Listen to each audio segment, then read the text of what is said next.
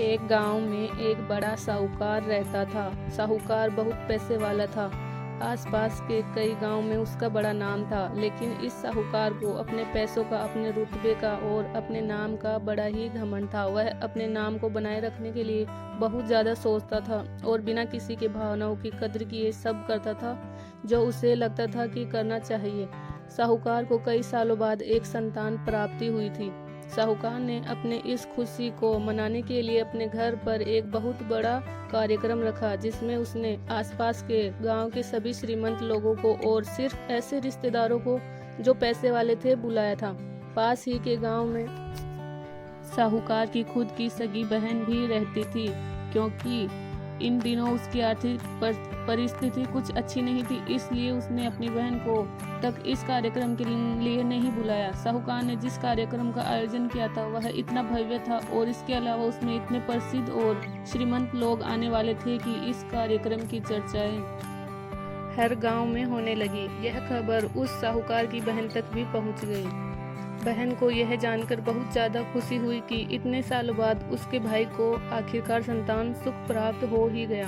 बहन ने सोचा कि भाई गलती से उसे इस बारे में बताना भूल गया होगा और अपनों को भला कोई न्योता देता है। भोली बहन ने अपने भाई के यहाँ उस कार्यक्रम में जाने की तैयारियां शुरू कर दी। जिस दिन वह कार्यक्रम था उस दिन बहन सुबह सुबह ही अपने भाई के घर जाने के लिए निकल पड़ी। रास्ते में अपने पुराने मैले कपड़े देख उसे ख्याल आया कि अगर किसी और के घर जाना होता तो मैं ऐसे कपड़ों में जाने की सोचती भी नहीं, लेकिन मैं तो मेरे अपने घर मेरे मायके जा रही हूँ, वहाँ मुझे ये सब सोचने की कोई ज़रूरत नहीं है।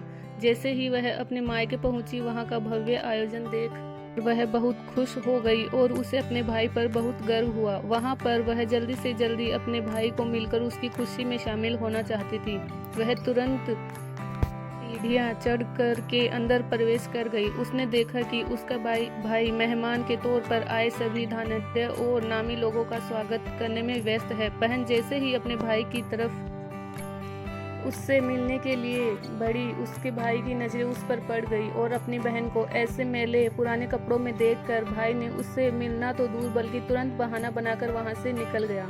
बहन ने सोचा, इतने लोगों में बेचारा अकेला भाई क्या क्या करे, जरूर उसे कुछ काम याद आया होगा, इसलिए वहां से चला गया होगा। बहन बाद में अपनी भाभी से मिलने गई। भाभी ने उसका स्वागत किया और उसे खाना खाने के लिए आग्रह किया। बहन ने सोचा, ठीक है, पहले खाना खा लेती हूँ, फिर बाद में आराम से भाई से मिल लूंगी।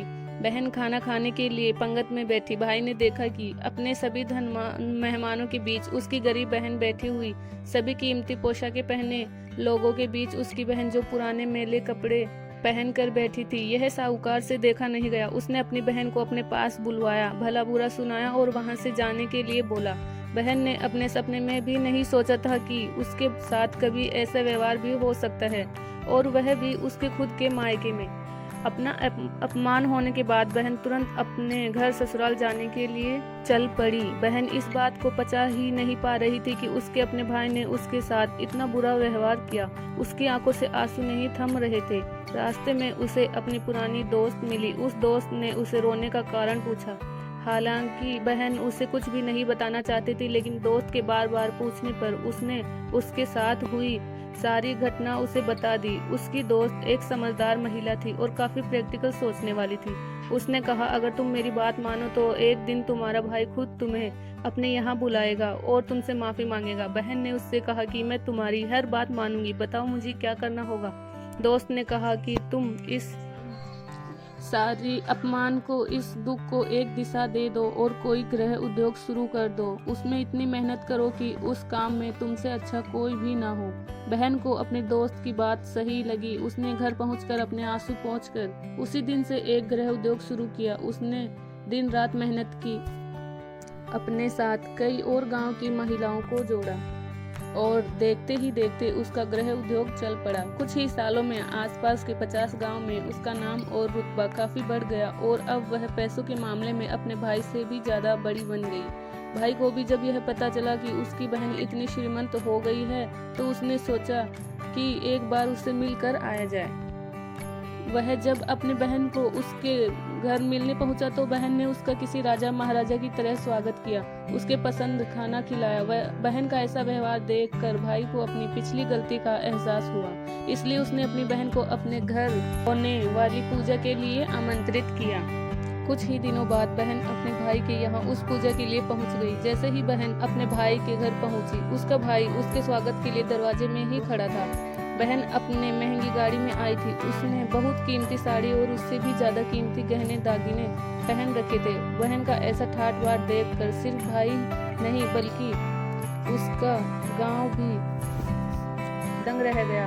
भाई दौड़कर आया और बहन की गाड़ी का दरवाजा खोलकर उसे बाहर आने के लिए कहा और बड़े प्यार से उसे पूजा का प्रसाद ग्रहण करने के लिए बुलाया। बहन को इस बार 12 पकवान परोसे गए थे। चांदी की थाली में उसे खाना दिया गया था। वह साथ में एक सोने की चम्मच भी रखी गई थी। उसके बैठने के लिए बेशकीमती पाट रखा गया था। बहन को यह सब देखकर उसके वह पुराने दिन याद आ गए जब भाई ने उसे बिना खाना खिलाई ही भला बुरा कहकर वापस लौटा दिया था।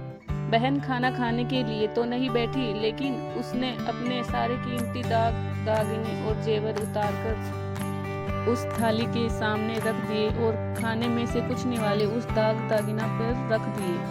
बहन का ऐसा व्यवहार देखकर सभी हैरान थे। किसी को नहीं समझ में आ रहा था कि बहन ऐसा क्यों कर रही है। आखिर वह क्यों उन जेवरों को खाना खिला रही है। जब सभी ने उससे पूछा कि वह क्यों ऐसा कर रही है, तब बहन ने सबके सामने बताया कि आज जो उसका इतना मान सम्मान हो रहा है वह दरअसल उसका नहीं, उसके इन्हीं कीमती दागिनों का और कपड़ों का हो रहा है। क्योंकि मैं तो अभी भी वही पुरानी साहूकार की बहन ही हूँ। अगर कुछ बदला है तो वह मेरी परिस्थिति है, मेरे कपड़े और गहने हैं। भाई ने अपनी गलती का एहसास होने पर इस बार अपनी बहन के पैर पकड़कर माफी मांगी। बहन जो पहले भी अपने भाई से निस्वार्थ प्रेम करती थी, उसने अपने भाई को माफ कर दिया और उसे गले से लगा लिया। दोस्तों, पैसे सिर्फ हमारे जीवन को सरल बनाने के लिए हैं, जबकि रिश्ते जीवन में मिले किसी वरदान की तरह हैं। अगर उन्हें सच्चे मन से और निस्वार्थ भाव से निभाए जाएं, पैसे खर्च हो जाए तो आप बाद में भी कमा सकते हैं, मगर रिश्ते खर्च हो जाएं तो दुनिया का सारा धन भी आपको उन्हें वापस नहीं दिला सकता। Thank you. अगर दोस्तों आपको इस कहानी से कुछ भी सीखने को मिला हो तो प्लीज़ मेरे चैनल को सब्सक्राइब ज़रूर करें, लाइक करें और शेयर करें।